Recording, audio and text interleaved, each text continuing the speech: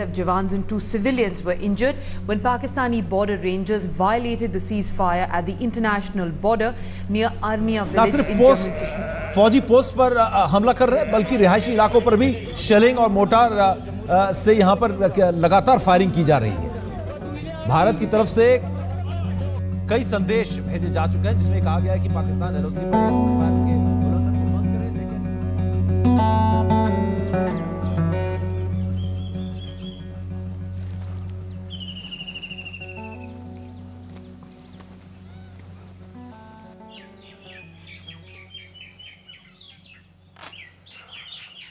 अब्बू सुबह सुबह कहाँ चले गए थे बिना खाए पिए? अम्मी सुबह से परेशान हैं, इंतजार कर रही है आपका। कहाँ गए थे बता तो दिया करो। परवेज मियाँ, आपकी भी अपनी अम्मी की तरह चपड़ चपड़ करने की बहुत ही गंदी आदत है।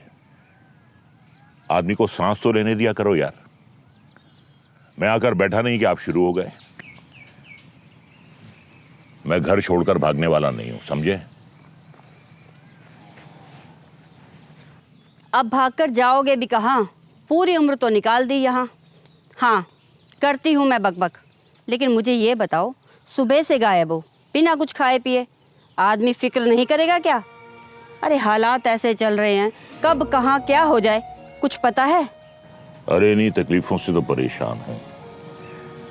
अपने दोस्त नूर के घर गया था, उसकी भेड़ बकरियां गोलीबारी में मारी गईं। बेचारे का रो रो कर बुरा हाल है। कल गोलीबारी में इतने मासूम मारे गए, अब उनकी ये तकलीफ देखी नहीं जाती। परेशानी तो है, पर अब ये सब तो हमारा नसीब बन चुका है। मैं खाना लाती हूँ, खाना खा लो। अरे कहा ना भाई, मुझे भूख नहीं है, तुम जाओ जाओ, अल्लाह के वास्ते जाओ। खाना खा लीजिए, खाना खा लीजिए, जबरदस्ती जाइए। क्यों परेशान कर रहे हो? भूखे रहने से अगर ये मुसीबत टल जाए तो हम सब मिलकर भूखे रह जाते हैं। अरे भाई डांट क्यों रही हो? भूख नहीं है तो क्या जबरदस्ती खा लूं? हाँ, हमारे नसीब में तो तकलीफें ही तकलीफें हैं। मुल्क आजाद हो गया, हर जगह अमन है, लोग तरक्की कर रहे हैं, और हम यहाँ सरहद पार के दुश्मनों की गोलियां खा रहे हैं। कल गोलाबारी से नीचे वाले गांव में 5 जानवर मरे। सब खाली पॉलिटिक्स करते हैं, वोट मांगने तो आ जाते हैं सब, लेकिन हमारे बारे में कोई कुछ नहीं सोचता। हम जिए या मरे, किसी को क्या फर्क पड़ता है? पाकिस्तान इतने सालों से जो कुछ भी कर रहा है वो उसकी फितरत है, लेकिन उसका नुकसान कौन उठा रहा है? हम, हमारे बच्चे, हमारे जानवर शहीद होते हैं, लेकिन दिल्ली के आकाओं को इससे क्या फर्क पड़ता है? वहां के गुजरों को देखिए, नवाबों की तरह रहते हैं, खूब खाते हैं, कमाते हैं, और यहां हमारी जिंदगी जहन्नुम से भी बदतर है। हम तो आजाद होकर भी आजाद नहीं है। 370 की बेड़े डाली हुई हमारे पैरों में। मुझे तो समझ में नहीं आता, हम यहाँ रह ही क्यों रहे हैं इस दहशत में?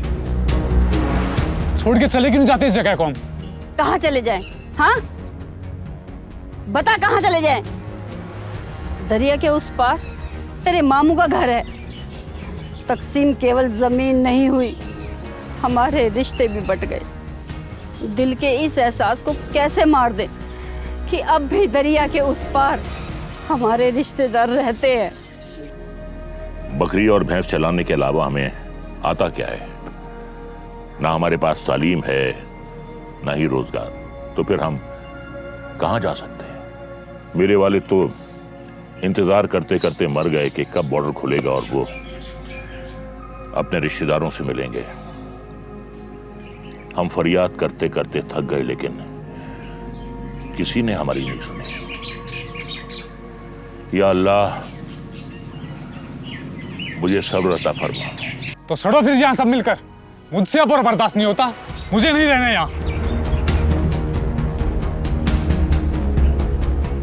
क्यों बोलते हो उसके सामने ये सब? उसके दिमाग का तो पता है ना, कल को कहीं कोई ऊंच नीच हो गई तो क्या करोगे? अरे भाई मुझे माफ करो, माफ करो, जाओ जाओ खाना पकाओ, जाओ जिसे देखो मुझ पर ही गुस्सा निकालता है।